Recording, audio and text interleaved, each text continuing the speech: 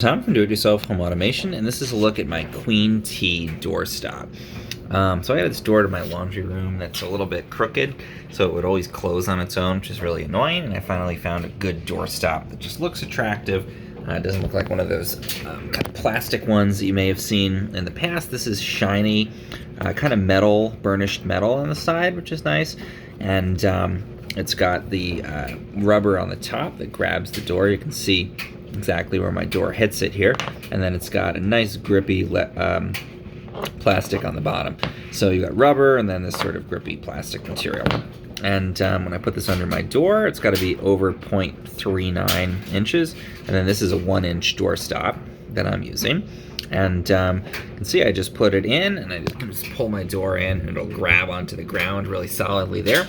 And then this is held in place really nicely. So, you can get a doorstop that's just a pure rubber one, very utilitarian. I like that this is a little bit more attractive looking, and also because it does have those, very grippy pieces there. It holds on well to the door and to the floor, and it does a good job of keeping this door open so it doesn't close on my dogs when they're trying to get into the laundry room to get to their food, and keeps this open so I can get in and out easily.